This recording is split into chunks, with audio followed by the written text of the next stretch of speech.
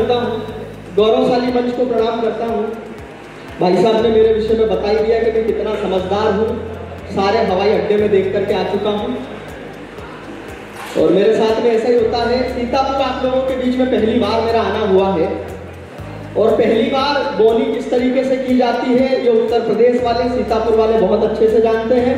मैं पहले कवि के रूप में आपके बीच हूँ, मजे के लिए, आनंद के लिए हूँ। और सीतापुर वालों, मजा ना आता है ना मजा जाता है, मजा बस लिया जाता है, और मजा लेना आप लोग बहुत अच्छे से जानते हो। जहाँ जहाँ आप लोगों को अच्छा लगे आप ताली बजाना, ठहाके लेना, मजे लेना, आनंद की बात उन्होंने बताई, ऐसा मेरे साथ में होता रहता है। एक बार ऐसे कार्यक्रम के बाद जब वहाँ आयोजन स्थल से बाहर निकला तो एक महिला वैसी ही हवाई अड्डे वाली, वो मुझे देख करके बोली कि बेटा घर चलो। मैंने कहा यार ये तो अच्छा है, इससे बढ़िया क्या होगा। बोले हाँ रात हो गई है, अपने यहाँ जाओगे अच्छा नहीं रहेगा, इतनी लंबी दूर यात्रा करनी है, एक काम करो पास ही में मेरा घर है वहाँ चलो। मैं चला गया। उन्होंने कहा कि शर्ट उतारो। जेल साहब आप तो ऐसे हंस रहे हो जैसे आपसे भी बोला था, मेरे से बोला था। बोले शर्ट उतारो, मैंने उतार दिया। बोले पैंट उतारो, मैंने उतार दिया। फिर उन्होंने अपने बच्चे को बुलाया, बोले बेटा इधर आ, कॉम्प्लेन पिया कर, नहीं तो ऐसा रह जाएगा।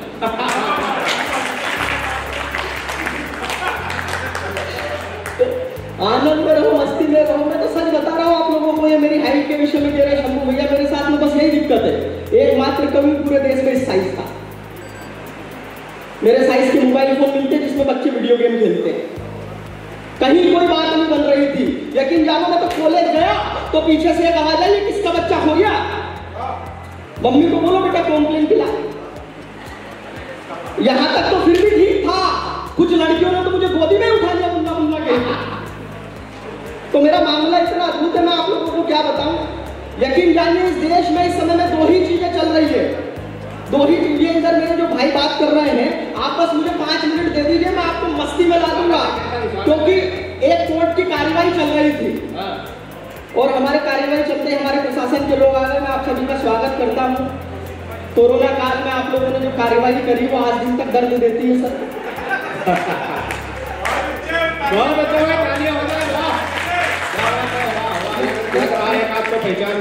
पहचान क्या रहे सर, सच में दो ही लोग सेवा में लगे हुए थे, एक हमारे पुलिस वाले और दूसरे डॉक्टर।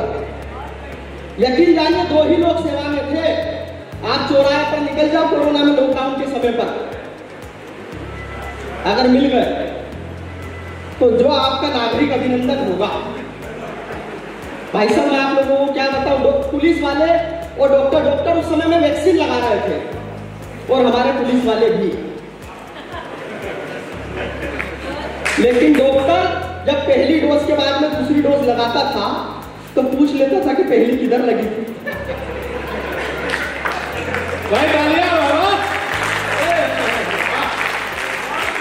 सर आप लोग बिल्कुल भी पूछ करके ऐसे बूस्टर डोज लगाए हैं, आज दिन तक समझ में नहीं आया। सर मेरे साथ तो एक अद्भुत घटना गई, पहली 4 पंक्ति पढ़ रहा हूँ, जरा सीतापुर वाला मस्ती के साथ में शुरू कर देना। आपको समर्पित करता हूँ सर, आपने जो ऐसी चीजें समर्पित करी हम लोगों को। 4 पंक्ति सुनना।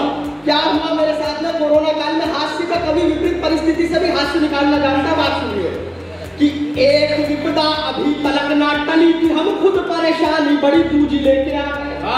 क्या हुआ मेरे साथ, आप लोगों को अगर आनंद आ जाए तो जरा इस कवि सम्मेलन को एक बार शुरू कर देना कि एक विपदा अभी तलक ना टली थी, हम खुद परेशानी बड़ी दूजी लेके आ गए। नेटवर्क का हुआ है बेड़ा गर्क नर्क जैसा, 4G के युग में भी 2G लेके आ गए। तो बाहर से आए तब चाल देख कर मेरी, बाहर से आए तब चाल देख कर मेरी, पूछा गया आप क्या चेतूजी लेके आ गए। तो पुलिस के डंडों की मार इतनी पड़ी कि सूजी लेने गए थे, बस सूजी ले।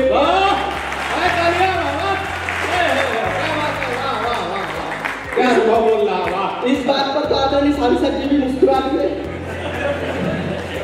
नहीं तो मैं बहुत देर से देख रहा हूँ आप बहुत गंभीर बैठे हुए हैं सर। ये अमर उजाला का आयोजन है, हर महफिल में हंसते गाते रहना है, हर महफिल में हंसते गाते रहना है, हमको अपने दर्द छुपाते रहना है। हर महफिल में हंसते गाते रहना है, हमको अपने दर्द छुपाते रहना है और अंधियारे के पेड़ नहीं टिकने देना, सबके घर पे दीप जलाते रहना। क्या बात है? तो ये अमर उजाला ने आपसी का दीप जलाया है। बिल्कुल अद्भुत मामला। मैं अपने विषय में आप लोगों को बता रहा था, मेरे साथ में यही होता, कहीं कोई बात नहीं बन रही थी सब जैन साहब, कहीं बात नहीं बन रही थी। मैं बढ़िया व्यक्ति एक जुगाड़ लगाई मैंने, मेरे घर के सामने से एक समय पर रोज एक लड़की निकलती थी। मैंने लव लेटर लिखा, दिल का पूरा हाल लिख डाला और ऐसे लव लेटर घर के बाहर। वो अपने समय पे आई, उठाई, वो चली गई। मैंने कहा था अच्छे दिन मेरे लिए इससे ज्यादा अच्छे होंगे भी क्या, ये कोई जवाब देगी? लेकिन उसका कोई जवाब नहीं। 3-4 दिन तक ये क्रम चलता रहा, मैं लिखता रहा, फेंकता रहा, वो आती रही, उठाती रही, ले जाती रही, लेकिन उसका कोई जवाब नहीं। तो मेरा दिमाग खराब, मैंने पूरी हिम्मत करी। हिम्मत देखना सीतापुर वालों, और जरा मस्ती के साथ में इस कवि सम्मेलन को शुरू करना। मैंने पूरी हिम्मत करी, उसके घर गया और उसके पड़ोसी से पूछी, क्योंकि माँ बाप से पूछने की हिम्मत तो मेरे में भी नहीं। मैंने उसके पड़ोसी से पूछी, मैंने कहा भाई साहब आपके पड़ोस वाली लड़की मेरे घर के सामने से रोज निकलती है, मेरा फेंका हुआ लव लेटर भी उठाती है, ये लेके भी जाती है, कोई जवाब नहीं देती, कारण क्या है? उसने जो कारण बताया, अगर कारण समझ में आ गया तो जरा एक बार आगे से लेकर पीछे तक मजे बांध देना। मैंने कहा मेरे घर के सामने से रोज निकलती है, मेरा फेंका हुआ लव लेटर भी उठाती है, ये लेके भी जाती है, कोई जवाब नहीं देती, कारण क्या है? बोले चेतन तू तो बेवकूफ है, वो तेरा कोई लव लेटर नहीं उठाती, वो तो कचरे वाली कचरा उठाती है।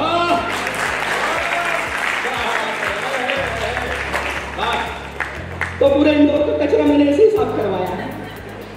6 साल से हम लोग नंबर 1 हैं। कभी मुझे सीतापुर में मौका दो।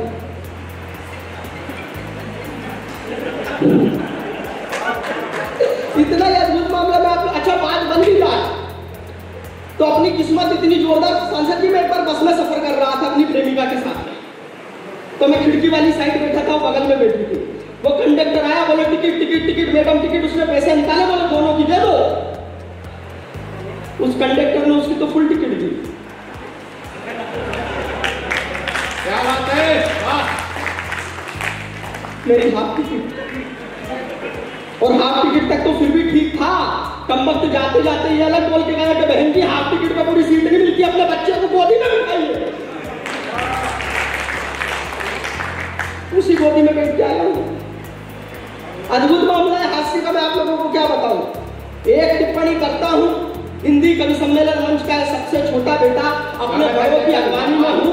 मेरा यह मानना है सीतापुर वालों, जिंदगी में लंबाई होना महत्वपूर्ण नहीं है, गहराई होना। भाई तालियां होनी चाहिए। वाह क्या बात है चेतन, वाह वाह।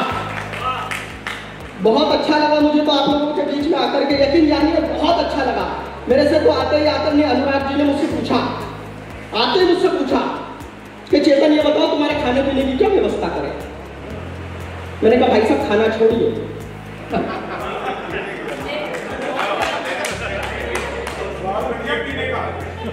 एकदम पूरा माहौल बन गया पीने का। खा भी सकते हो, सामने जो नाश्ता रखा है। और अंधेरा होगा तो पीना छोड़ो, खाना भी बिगड़ जाएगा। बस इतना अंधेरा ना हो कि शंभू भाई ना दिखे।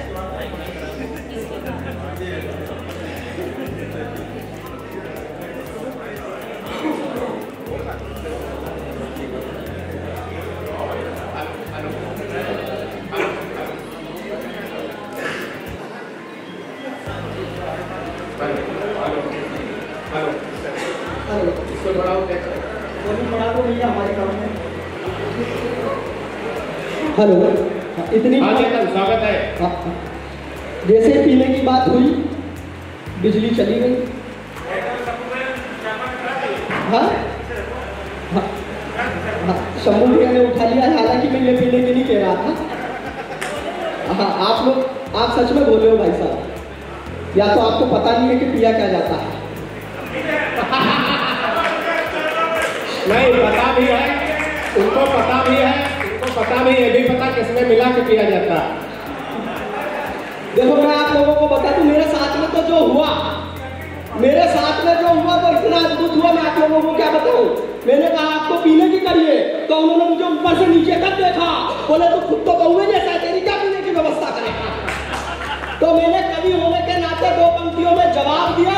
जवाब अगर अच्छा लग जाए तो आप फिर मस्ती की ताली बजा देना। मैंने कहा भाई साहब अपनी बातों को मैं ऐसे सजा लेता हूँ हूँ तो हुआ मगर बोतल का मजा देता हूँ। क्या बात है। बोले बता क्या मंगा है। मैंने फिर जो मंगा लिया, फिर आपकी मस्ती, फिर आपका ढाका। बोले बता क्या मंगा है। मैंने कहा भाई साहब मंगाइए एरिस्टा कोड विद वाइपर कंटेसर डबल डॉग फंड्रो blind drop Elephant Godfather interview Johnnie Walker Kingfisher McDonald ओवन पीटर्स को टिगर स्कॉट ऑल इससे सिग्नेचर मैक्सिमम डबल एंड क्या बात है। वाह वाह वाह। अब पता चल गया भाई साहब क्या पिया जाता है। वो सब छोड़ के यही जूस चाहिए था मुझे जो ला दिया गया है और उसे शंभू भैया ने पी लिया। मैं आप लोगों को क्या बताऊं।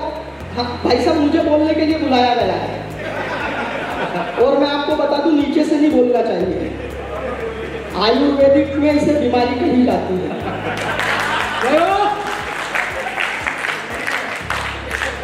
मैं सच बता रहा हूँ। मैं तो हास्य व्यंग का कवि हूँ भाई साहब। व्यंग का मामला इतना अद्भुत है। चौराहे पर खट्टा खट्टा नौजवान भीख मांग रहा था। तो जैसे हमारे सांसद जी बताते हैं कि भीख मांगना अच्छी बात नहीं है, आप समाज सेवी लोग बेटे ऐसा बताते हैं, ऐसे मैंने भी बताया। मैंने कहा हट्टे खट्टे हो, नौजवान हो, भीख मांग रहे हो भारतीय होकर के, ये काम करते हुए भीख मांग रहे हो, तुम्हें तो शर्म आनी चाहिए। बोले मैं भारतीय हूं ही नहीं। मैंने कहा फिर। बोले मैं तो पाकिस्तानी हूं। मैंने कहा पाकिस्तानी तो या भारत में जो भीख मांग रहा, मैं पाकिस्तान में जाके मांग। बोले वहां किससे मांगू, वहां तो सब मांग रहे। क्या बात है।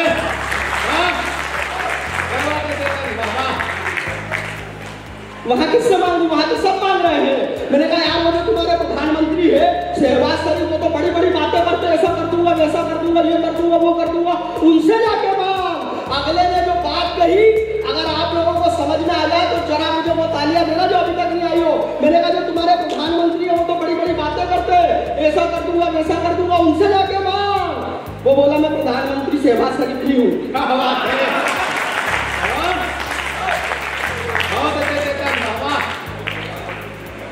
भाई साहब वो तो इतना अद्भुत आदमी है। वो जैसे प्रधानमंत्री बना तो पत्रकार ने एक सवाल पूछा, अगले ने जो जवाब दिया, अगर जवाब आप लोगों ने पकड़ लिया, आप लोगों को समझ में आ गया तो आपको भरपूर आनंद आ जाएगा। बस पत्रकार ने इतना सवाल पूछा कि जो पुराने प्रधानमंत्री थे उनसे आप किस मामले में बेहतर हो। अगले ने जो बेहतरी बताई, अगर आपको बेहतर ढंग से समझ में आ जाए तो आप बेहतरीन ढंग से मुझे बता देना। बोले जो पुराने प्रधानमंत्री थे उनसे आप किस मामले में बेहतर हो। वो बोले जी पुराने प्रधानमंत्री इमरान खान की 3 बीवियां थी। 6। वाह क्या बात है। इसी मामले में बेहतर है। वो अभी इंडिया पाकिस्तान का मैच था, अभी आप सबको पता हो इंडिया पाकिस्तान का मैच था, तो बाबर आजम टॉस उछालने गया, टॉस मांगने गया, तो उसने पहले अपने प्रधानमंत्री को फोन किया। बोले सर मैं वो टॉस के लिए जा रहा हूँ, हेड मांगू या टेल। प्रधानमंत्री ने जवाब दिया, आप लोगों के आनंद तक पहुंचे। बोले सर मैं हेड मांगू या टेल। बोले देख जैसी अपनी स्थिति है, हेड टेल छोड़ तो सिक्का मांग।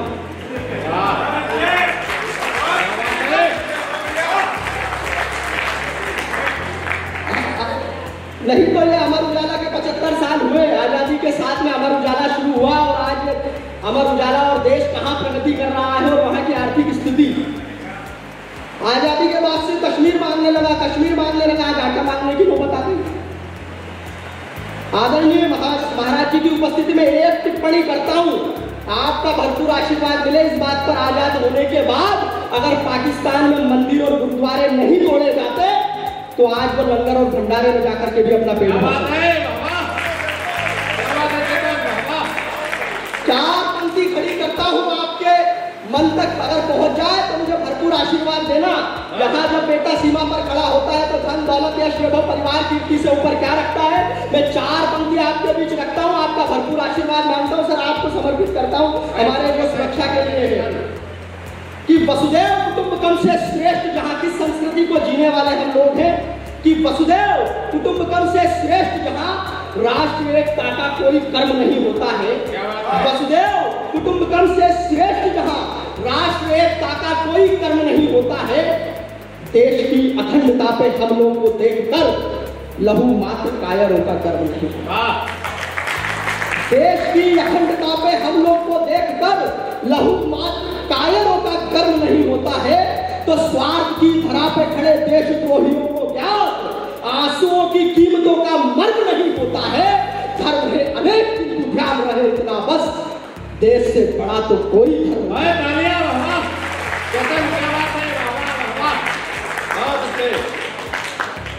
नहीं तो एक नया विवाद शुरू कर दिया था अभी, भारत और इंडिया। बेवजह की बात थी भारत और इंडिया। मैं तो सच बता रहा हूं, मैंने सॉल्यूशन निकाला, पर सॉल्यूशन के कभी है। बोले भारत होना चाहिए या इंडिया होना चाहिए। मैंने कहा देखो, जो सत्ता पक्ष को यानी कि बीजेपी को समर्पित है, जो बीजेपी को सपोर्ट करते हैं, वो भारत पेट्रोलियम से जाके पेट्रोल खरीदे। तरीका होना चाहिए वो जाकर के भारत पेट्रोलियम से खरीदे, और जो विपक्ष को सपोर्ट करते हैं वो जाकर के इंडियन ऑयल से खरीदे, और जो किसी को सपोर्ट नहीं करते और ताली नहीं बजाते वो हिंदुस्तान पेट्रोलियम से जाकर खरीदे। हालांकि मिलेगा सब जगह ही महंगा। अद्भुत मामला देश का भी। वो चांद पर हमारा विक्रम लैंड वो चंद्रयान पहुंचा, चांद पर पहुंचा, तो मेरे एक वामपंथी दोस्त इससे भी दिक्कत हुई। वो बोला कि यार एक बात बताओ, ये चंद्रयान को चंद्रमा के दक्षिणी ध्रुव पर ही क्यों लैंड करवाया? तो मैंने कहा तुझे पता ही नहीं है, हमारी तो सरकार भी दक्षिणपंथी है।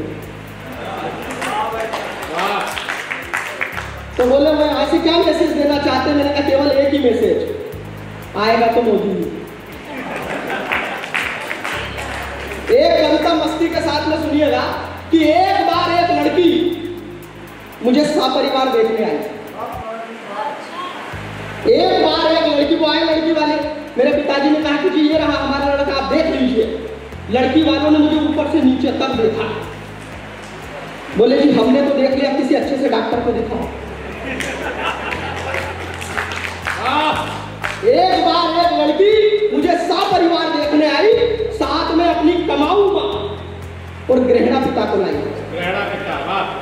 एकदम विरोधाभास अलंकार ऑब्जर्वेशन की कविता है। आपके घर में जो होता है उसे मैंने अपने तरीके से लिखा, सुनिएगा कि एक बार एक लड़की मुझे सपरिवार देखने आई, साथ में अपनी कमाऊ मां और गृहणा पिता को लाई। मैं किचन में मेहमानों के लिए चाय बनवा रहा था और खिड़की से लड़की को देख देख शर्मा रहा था, और खिड़की से लड़की को देख देख शर्मा रहा था। लड़की वाले मेरा कद ऊपर से नीचे तक नाप रहे थे। चाय की ट्रे ले जाते समय मेरे हाथ कांप रहे थे। चाय की ट्रे ले जाते समय मेरे हाथ कांप रहे थे। लड़की की माँ चाय की चुस्की लेते हुए बोली, बेटा खाना बना लेते हो ना? पिताजी ने अपने मतलब का सवाल पूछा। झाड़ू पोछा तो लगा लेते हो ना? ये 2-4-6 लोग वही हंसे जिन्हें घर जाके लगाना होगा। झाड़ू पोछा तो लगा लेते हो ना?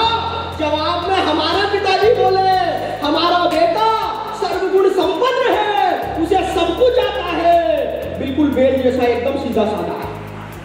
लड़की वालों ने थोड़ा थोड़ा और हमने भरपेट नाश्ता किया। फिर मुझे लड़की के साथ अकेले में बात करने का मौका दिया। वो हम दोनों को भेज दिया कमरे में, बोले जाओ दोनों अकेले में बात कर लो। भाई साहब 10 मिनट तक पिन ड्रॉप साइलेंट, ना मैं कुछ बोला ना वो बोली। फिर हिम्मत करके मैं ही बोला, बहन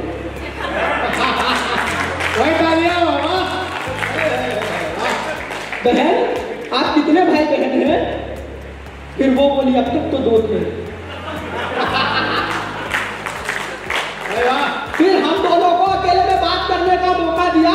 लड़की का जैसे जैसे सवाल मेरी तरफ आ रहा था, मैं शर्माते हुए शर्ट की कॉलर चला रहा था। हम दोनों अपने भविष्य का ख्वाब सुन रहे थे और घर वाले चुपके से हमारी बात सुन रहे थे। वो बोलती जा रही थी। मैंने अपना मुंह बंद कर लिया। कुछ इस तरह हम दोनों ने एक दूसरे को पसंद कर लिया। फिर बाहर ये सूचना ब्रेकिंग न्यूज की तरह ले आए, जिसे सुनते ही हम दोनों के घर वाले मुस्काए। झट मंगनी पट्ट ब्याह की बात आई तो लड़की की माँ ने थोड़ा रुपयों की आवाज लगाई, बोली हमारी बेटी सरकारी अफसर है, लाख रुपया महीना कमाती है, ऊपर से ऊपर की कमाई भी आती है। अब आप लोग बताइए ये रिश्ता कैसे निभाएंगे? हमारी बेटी बहुत कीमती है, कितना दहेज दे पाए। क्या बात है बाबा। हमारी बात लोग चूक गए हैं। कहीं अंजुम रहबर जी ने कहा कि अपने जख्मों को भी आईना बनाया हमने, आपको हंसता हुआ चेहरा दिखाने के लिए। इतना आसान नहीं होता खुद का तमाशा करना, कलेजा चाहिए जमाने को हंसाने को। तब अगर हंसते हंसाते आपके चेहरे की मुस्कान के बीच से कोई संवेदना की बात हो जाए, कोई कविता की बात हो जाए, तो फिर पूरा सीतापुर मुझे आशीर्वाद दे। हमारी बेटी बहुत कीमती है, कितना दहेज दे पाएंगे। हमें तो चाहिए बड़ा सा बंगला, लग्जरी कार, मंजूर हो तो हाँ करूं, वरना सब बात बेकार। मेरे गरीब पिता बेबस और लाचार, कहां से दे पाते बंगला और कार। लड़की वालों के सामने हाथ जोड़कर बोले, सीतापुर वालों आपका जितना प्यार है भरपूर लुटा देना मुझे, अगर आप लोगों तक बात पहुंच जाए तो। मेरे गरीब पिता बेबस और लाचार, कहां से दे पाते बंगला और कार। लड़की वालों के सामने हाथ जोड़कर बोले, हम दहेज नहीं दे पाएंगे, इस दहेज की आग में अपने बेटे को नहीं जलाएंगे। अपमान के इस झूठ से मेरा हृदय तक रो रहा था, मैं सर से लेकर पांव तक पसीने पसीने हो रहा था। तभी मेरी नींद टूटी तो खुद को बिस्तर पर पाया। इस भयानक सपने ने मुझे सारी रात जगाया, इस भयानक सपने ने मुझे सारी रात जगाया। आज मेरा मन दहेज के दानव का दिया हर दर्द मानता है। बेटी के बाप पर क्या बीतती है बस उसका दिल जानता है। बेटी के बाप पर क्या बीतती है। किसी ने कहा कि जो कुछ बचा बचाया था वो सर चला गया, जो कुछ बचा बचाया था वो सर चला गया। बीवी के मेरे एक एक जेवर चला गया, कुछ कर्ज ले लिया था मैंने मकान पर। बेटी का घर बसाया, खुद का घर चला गया। क्या बात है। अंतिम दो पंक्ति आपकी विदाई की तालियां मिलेंगे। बेटी के बाप पर क्या बीतती है बस उसका दिल जानता है। इस घटना के बाद ये बात मेरे जहन में कुछ यूं घर कर गई। इस घटना के बाद ये बात मेरे जहन में कुछ यूं घुल गई। सही मायने में उस रात मेरी नींद नहीं टूटी, बल्कि मेरी आंखें खुल गई। अगर आपकी भी आंखें खुल गई हो तो जरा एक बार दोनों हाथ हवा में उठाइए, जोरदार तालियां बजाइए। बहुत